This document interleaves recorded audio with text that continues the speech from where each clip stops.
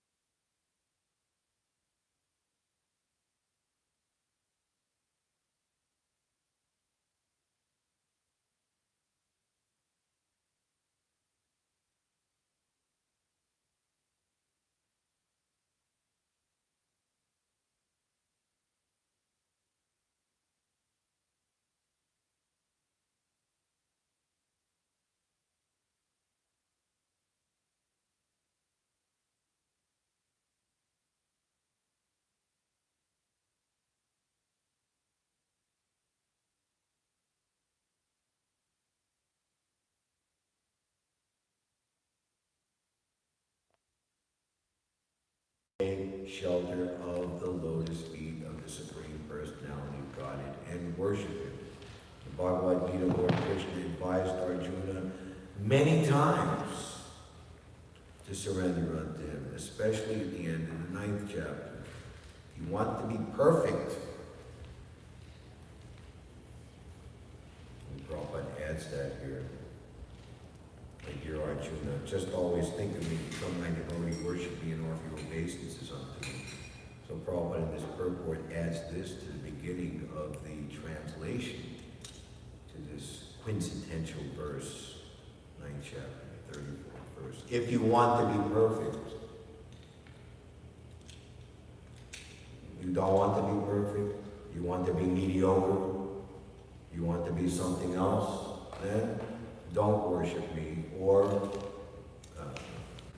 don't worship me properly. Actually, worship can only be done perfectly. Everything else is not worship, actually.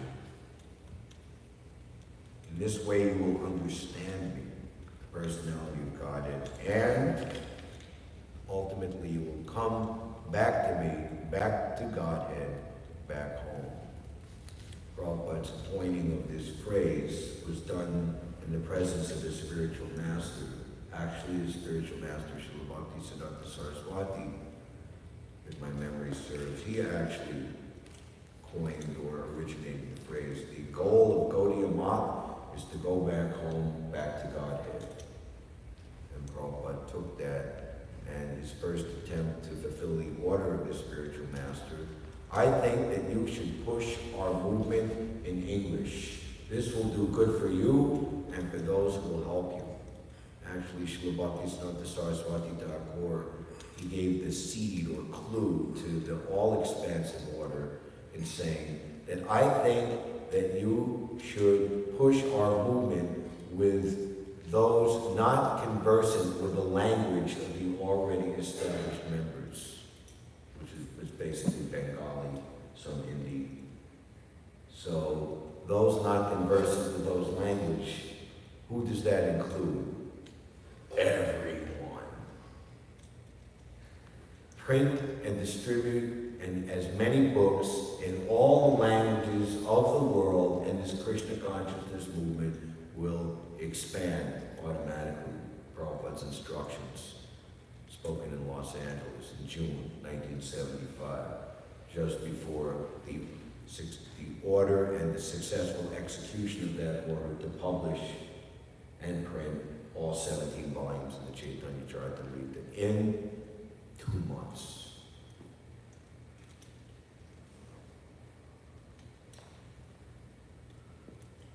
And why is that so? The Lord is always full in 6 opulences as mentioned herein: wealth, renunciation, fame, knowledge, strength, and beauty. The word putra means in full. No one can claim that all wealth belongs to him, but Krishna can claim it since he has full wealth. Similarly, he is full in knowledge, renunciation, strength, and beauty. So this is very extreme udipan, or stimulation to love Krishna. We see in the talks between Krishna and Rukmini, for example, when Krishna is jokingly, with a motive to elicit a different mood of love in the mode of anger from Rukmini Devi, who was always very submissive, sober, and silent, and very diligent and humble and dedicated in her service. So to trick her, saying that you've actually made a mistake in choosing me as your life's companion. You should have chosen one of the princes, from more or less the demoniac order, Shishupal, etc., etc. But it is better late than never. You can reject me and choose one of the others and chalk out your own lucrative path in life. As for me, I'm completely unable to help you in this life and in the next. And it's very kind of ridiculous and joking kind of words, but Rukmini took them very, very, very, very seriously and fainted right on the spot. And it's described Krishna, understanding the seriousness of Rukmini's love for him, picked her up and embraced her to his chest. And then when she regained her composure, she went on to say that I've not chosen you without a very wise decision, that you are the master of all opulences. What crazy or foolish woman would take any type of husband of this material world in comparison to you like that? He is full in everything, and no one can surpass him. Another one of Krishna's names is Awesome Wordba, which means no one is equal to or greater than him. So we're saying how this is a oft shown illustrated feature throughout the Śrimad Bhāgavatam and all allied Vaishnava literatures that champion profound pure devotional service, showing the self-realized sincere devotee directly coming into the presence of the Lord and speaking glorification of his personality. So one of my particular favorite sections or places is in the Śrimad Bhāgavatam 6th Canto, 19th chapter, the Pumsavan ritualistic ceremony, which is instructions how to worship Lakshmi Narayan. So these are standard prayers. This is verse number 5. O my Lord, because you are endowed with causeless mercy, all opulences, all prowess, and all glory, strength, and transcendental qualities, you are the supreme personality of Godhead, the master of everyone. Now, Srila Prabhupada, he will show how the pure devotee takes this understanding and elevates it to the supreme degree. I'll give you a little hint. Prabhupada describes in rendering Srila Goswami's Bhakti Rasamrita Sindhu that pure devotional service is so powerful that it can control even Krishna himself. And of course, the emblem personified of that is Srimati Radharani. To perform devotional service means to follow in the footsteps of Srimati Radharani, and therefore devotees place themselves under the care of Srimati Radharani in order to become perfect in devotional service. In this verse, the words Tato Shri Bhagavan Prabhu means, therefore, you are the Supreme Personality of Godhead, the Master of everyone. The Supreme Personality of Godhead is endowed with all 6 opulences in full. And moreover, he is extremely kind to his devotee. So he is full in himself. Although he is full in himself, he nonetheless wants all the living entities to surrender unto him so that they may engage in his service. Thus he becomes satisfied. Although he is full in himself, he nonetheless becomes pleased when his devotee offers him patram pushpam phalam tayam, a leaf, a flower, fruit, or water in devotion. And Prabhupada many times would say, if you have more means than to just simply offer a leaf, a fruit, or a flower, and you don't, you can't claim very high caliber devotional service at all. Krishna's not so much seeing what we give, but what we're holding back, or what we're capable of, but for whatever miserly reason, we don't give it.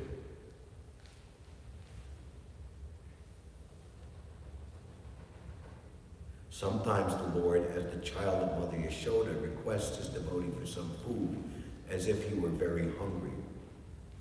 Queen Kunti, in her prayers in the 8th chapter of the 1st canto, she's bewildered how Krishna is needing and begging food from Mother Yashoda, or crying in her presence when shown a stick. You know, you've done naughty by stealing the butter and yogurt, and and more, now we're going to have to restrain you and tie you up. Krishna's actually, in that relationship, he's completely given himself in that relationship. It is not a dramatic acting episode. And hence, Kunti Devi says, this is bewildering to me.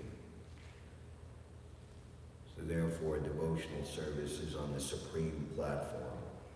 That will be described more as we proceed. Sometimes he tells his devotee in a dream that his temple and his garden are now very old and that he cannot enjoy them very nicely. Thus he requests the devotee to repair them.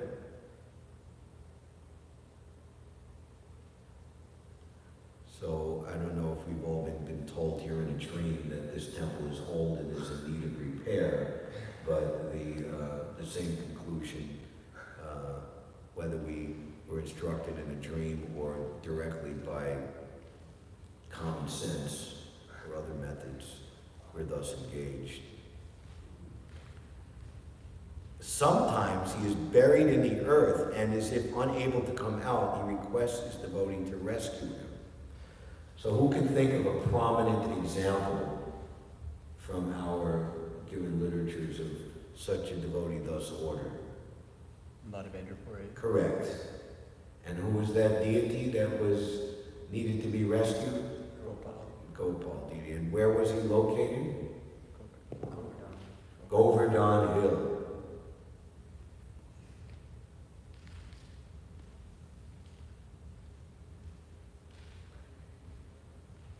And Prabhupada has described that these books have been written by Krishna.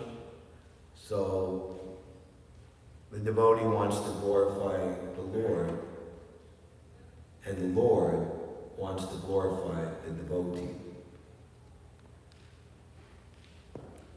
Sometimes he requests his devotee to preach his glories all over the world, although he, capital H, alone is quite competent to perform this task.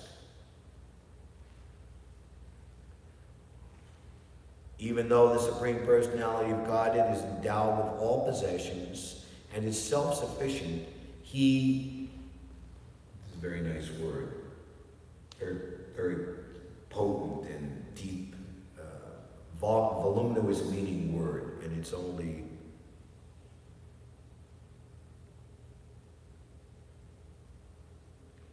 one, two, three, 4, 5, 6, and if you make it plural, 7 letters.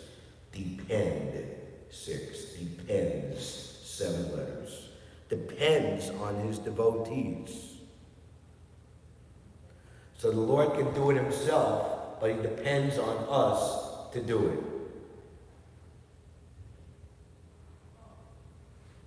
Therefore, the relationship of the Lord with his devotees is extremely confidential.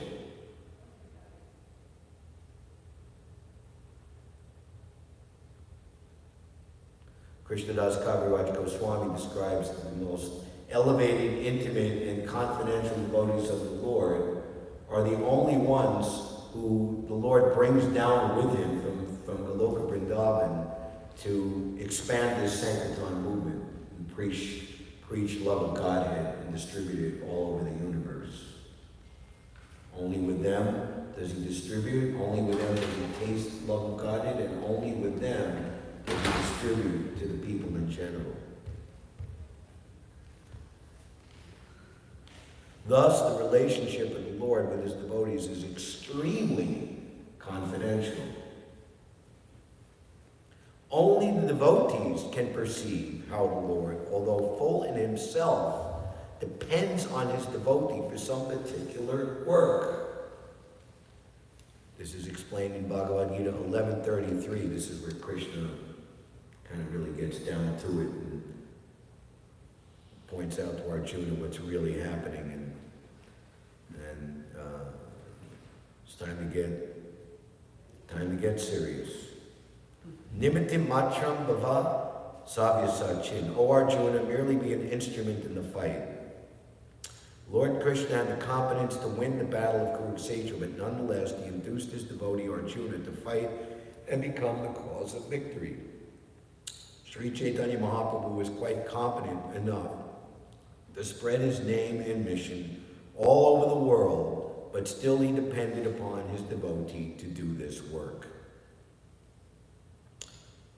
Prabhupada concludes, considering all these points, the most important aspect of the Lord's self-sufficiency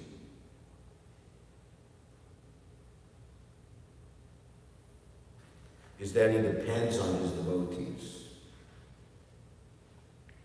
This is the greatest opulence of the Lord. Can you repeat that? All of these things, strength, wealth, knowledge, renunciation, beauty, they're meant for loving exchanges. No other reason.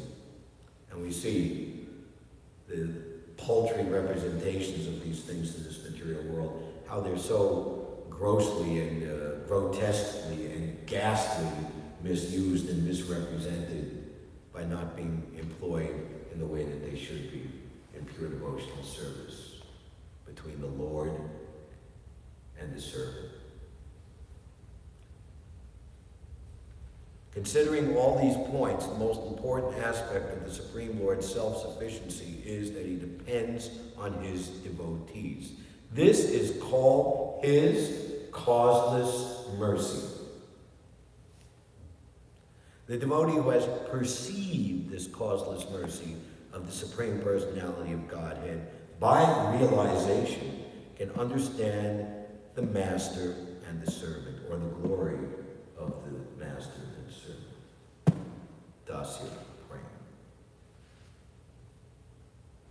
Another aspect in this purport is the glories of meditation upon the lotus feet of the Lord. And coming in several chapters, Lord Kapila Dev's explanation of devotional service. The blessed Lord Shiva becomes all the more blessed by bearing on his head the holy waters of the Ganges, which has its source in the water that washed the Lord's lotus feet. The Lord's feet act like thunderbolts hurled to shatter the mountain of sin stored in the mind of the meditating devotee. One should therefore meditate on the lotus feet of the Lord for a long time. The mind of the conditioned soul, on account of its association with the material energy from time immemorial, contains heaps of dirt in the form of desires lorded over material nature. This dirt is like a mountain, but a mountain can be shattered when hit by a thunderbolt. Meditating on the lotus feet of the Lord acts like a thunderbolt on the mountain of dirt in the mind of the yogi. The yogi wants to shatter the mountain of dirt in his mind, if he does.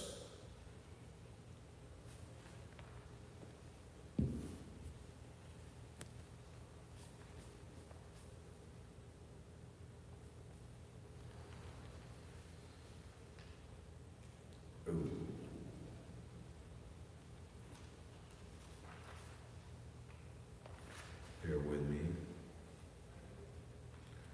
These are some words from Bhaktivinoda Thakur. Where is humility? We are unfortunate that we no longer see such humility in the modern Vaishnava society. Of course, he's written this some 120 or so, 140 years. Everyone is busy trying to display and glorify his own qualities. I chant 1,000 names. Oh, my conduct is very pure. I am a great devotee. Such egoistic statements have become the sole testimony of Vaishnavism in present times. Bhaktivinoda Thakur. So we shouldn't be like that. If a yogi wants to shatter the mountain of dirt in his mind, the Prabhupada says in one place, if one is not, in cleansing the Gundicha temple, Chaitanya Charitamrita, if one is not inclined to cleanse the dirt from the heart and prefers to keep things as they are, it is not possible to enter into the realm of pure devotional service. If a yogi wants to shatter the mountain of dirt in his mind, he should concentrate on the lotus feet of the Lord, not imagine something void or impersonal. Because the dirt has accumulated like a solid mountain, one must meditate on the lotus feet of the Lord for quite a long time. For one who is accustomed to thinking of the Lord's lotus feet constantly, however, it is a different matter. The devotees are so fixed on the lotus feet of the Lord that they do not think of anything else. So, meditation upon the lotus feet of the Lord is direct and exact, as we can do with Radha Govinda, but there is simultaneous and a deeper and perhaps more important, profound understanding on meditating on the lotus feet of the Lord, which is represented by accepting the order of the spiritual master as one's life and soul. And should always meditate on how to execute that, not be concerned whether one is going back home to Godhead or not, whether one is making, is happy according to my mental, intellectual, or emotional idea, but that I'm fixed on the order of my spiritual master. And once you do that, as it's described here, for a very long time, forever. He who gave me eyes to see, he is my Lord, birth after birth.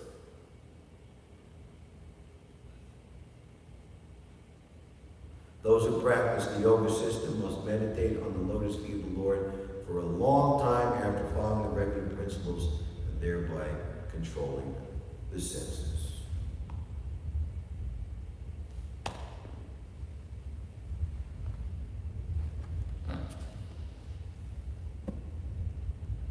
Tom Surgis Tattva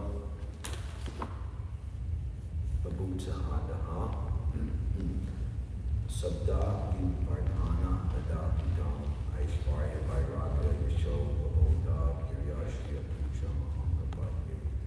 My dear Lord, your lotus feet are the reservoir that always deserves to receive worshipful homage from all great sages eager to understand the absolute truth. You are full in opulence, renunciation, transcendent fame, knowledge, strength, and beauty, and therefore I surrender myself unto your lotus feet. Any questions or comments? We have a good voice, but we also have a microphone because there's people. Otherwise, you can speak loud. Is the microphone It's not working. not Okay, working? I'll speak loud. Nice and loud. Can you say again in your own words what the Śrimad Bhāgavatam said about his causeless mercy and something about Krishna being dependent on his devotees or something? Can Krishna you say being what? dependent on his devotees? Well, if say it again in my own words. Well, I guess, or explain more with your words too, because I kind of didn't get it from just what it said in the book.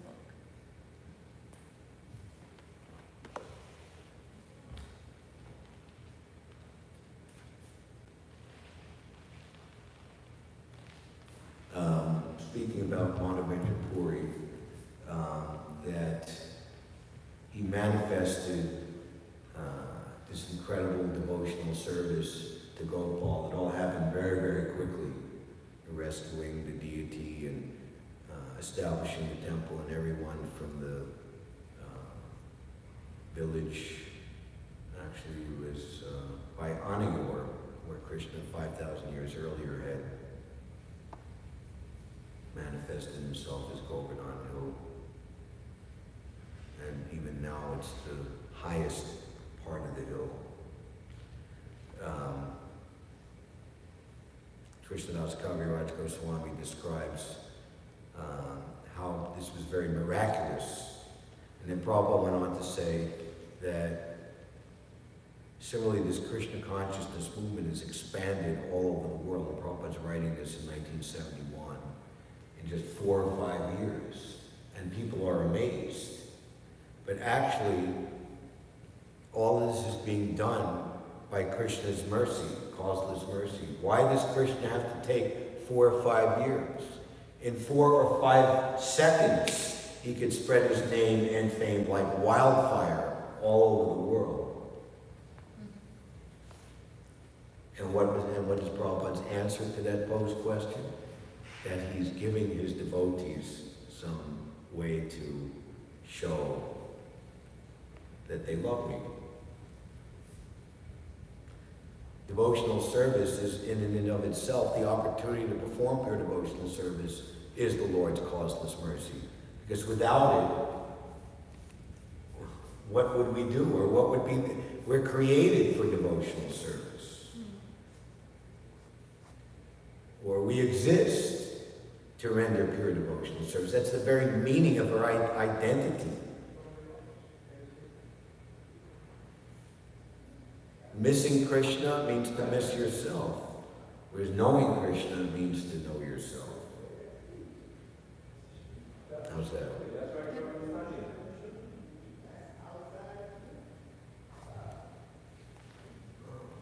Could you provide the quotations for the two verses, other than like the verse, like Lord Kapila Dev's instructions on devotional service, chapter 28, verse number 22, and 6th canto.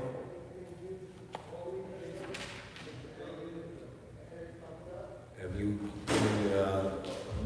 you given appropriate instructions to the noisemakers? 6:19:5. Okay, and then that verse is in the description of the Pumsavana. That's the name of the chapter, Pumsavan Ritualistic Ceremony. That's the one that Diti performed? Correct. Okay. And instead of getting a son who would be an enemy to Indra and thus fulfill her desires to kill him, she got 49. 7 and then 49 words.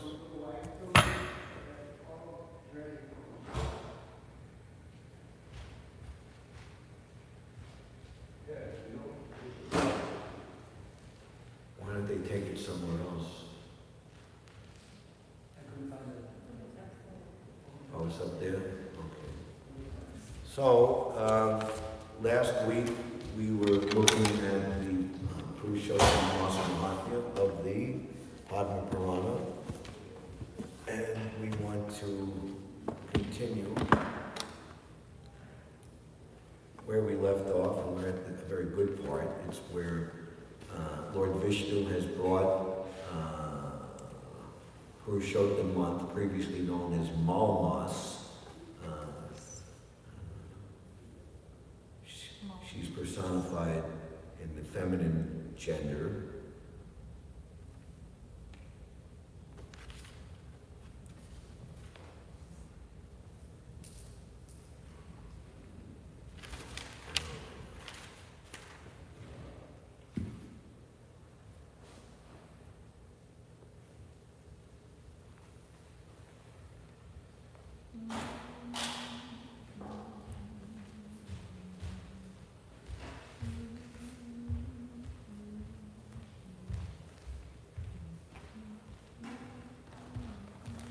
From a distant place, Lord Vishnu and the extra monk observed the effulgence of Goloka. This dazzling effulgence automatically forced Malmas to close her eyes. Therefore, keeping the extra monk behind him, Lord Vishnu proceeded further until he reached the main gate.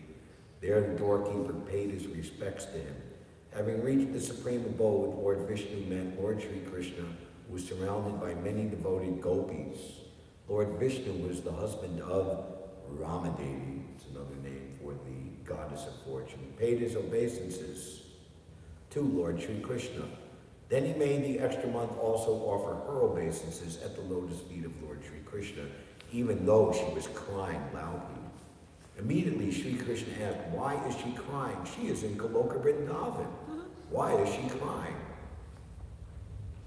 Hearing these words from Lord Sri Krishna, Lord Vishnu got up from his seat and started explaining the whole miserable condition of the extra month. He begged him to please protect this unprotected month. There is no one except you, Lord Krishna, who can save this extra month from her hellish condition and give her full protection.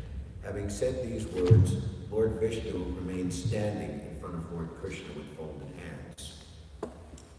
Then Sutta Goswami continued to speak, O sages, Lord Vishnu took his seat, and Lord Krishna spoke very confidential words to him. Listen carefully, for I am now going to share these words with all of you. Then Lord Purushottam, Sri Krishna, said, O Vishnu, you have done a very great deed by bringing this extra month to me. You will become even more famous for performing this act. So if we can bring everyone to get the shelter of Lord Krishna, we will become known for doing that. Because you, Vishnu, have accepted this Malmas, I will also accept her. I shall make this poor extra month just like me in quality, fame, opulence, realization, success, and in giving benediction to devotees. This month will become equally potent to me. I am bestowing all of my divine qualities in this abused month. Named after me, this month will now become famous as Purushottam month in this world. O Janardhan, now that she has imbued my qualities, I myself will become the husband and protector of this Purushottam month. And being equal to me, this month will be the master of all other months. Now this month will become worshipable by one and all. Everyone should pay their obeisances to her, and everyone should worship her. This month is equally as powerful as me to give any type of benediction to its observer. I am making this month desire-free, unlike other months which are full of some desire or another. The worshipper of this month will be able to burn all his past sinful reactions to ashes, and after enjoying a blissful life in the material realm, he will return back to Godhead. O Garudadhvaj, Lord Sri Krishna continued, my Goloka is unattainable to the performers of austerities, Mahatmas engaged in pious activities, to people who maintain celibacy, or to those who fast their whole life's duration. But just by observing Purushottam month and becoming a devotee, one can easily cross over this material ocean and return back to Godhead. Observance of this Purushottam month is the best of all austerities. Just as a farmer produces a rich harvest by planting seeds in nicely cultivated land, so an intelligent man who practices devotional service towards the Supreme Lord in this Purushottam month will enjoy a blissful life while in this world, and after leaving his body, he will return back to Godhead. An unfortunate, ignorant man who does not perform any japa, does not give any charity, does not pay respect to Lord Sri Krishna and his devotees, does not behave properly to brahmanas, makes enmity with others, and blasphemes the Purushottam month, will go to hell for an unlimited period. Lord Sri Krishna continued, how can a person make his life successful unless he performs devotional service in this Purushottam month? A fortunate person who follows my instructions, observes this Purushottam month properly, and in a faithful way, worships me, will attain fame, opulence, and a good son in this very life.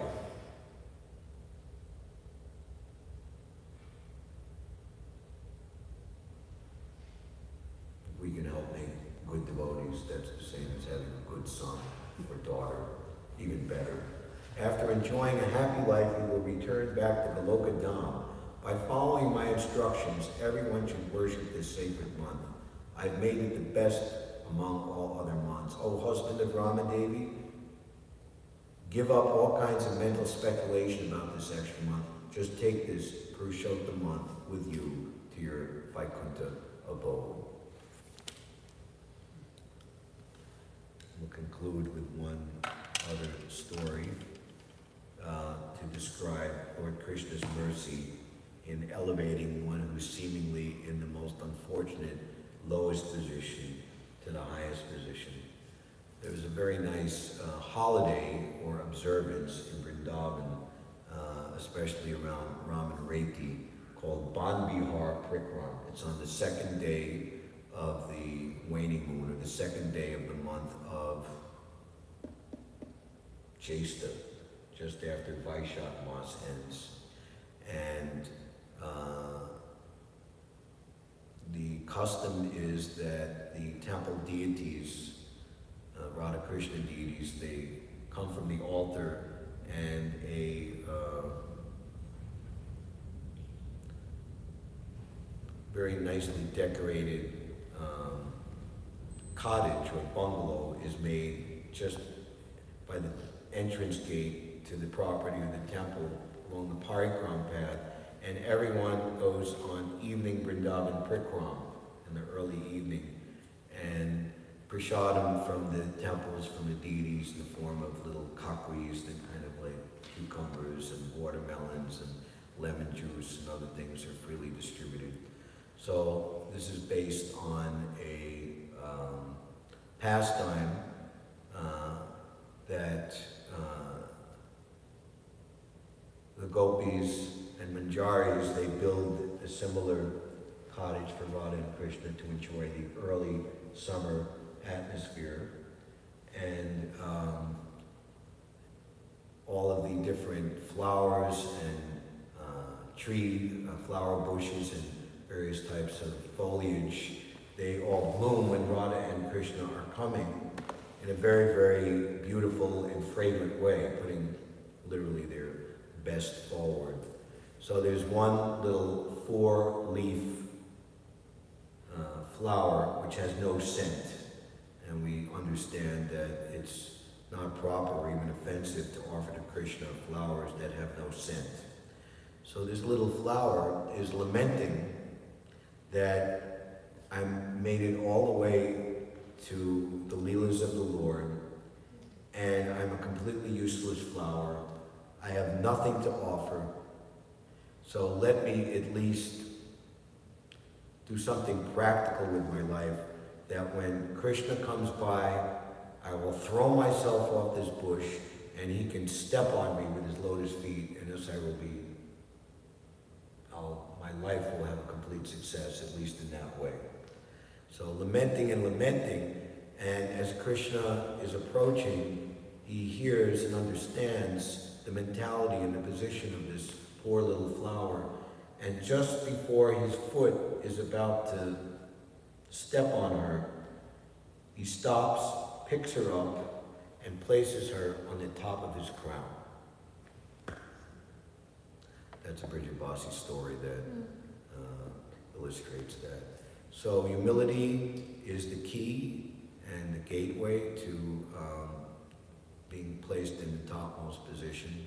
And in this day and age, that humility is shown by dedication to the mission of the Yuga Avatar, Sri Chaitanya Mahaprabhu, by dedicating one's body, mind, words, wealth, life, everything to the propagation of Lord Chaitanya's personal movement, the Sankirtan movement. Shukadeva Goswami concludes his description of the Ajamil rescued by the Vishnu Dutas from the hands of the Yamadutas.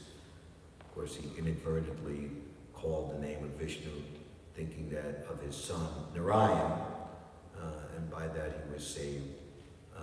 So therefore, the Sankirtan movement is the most auspicious activity in the entire universe. Please take this seriously so that others may do so as well. Hare Krishna. Thank you very much. Mantaraj Śrimad Bhāgavatam ki jai. Shri Shri Radha Govinda ki jai. Shri Purushottam Adhikamas ki jai. Or Premanandi Hari Bol.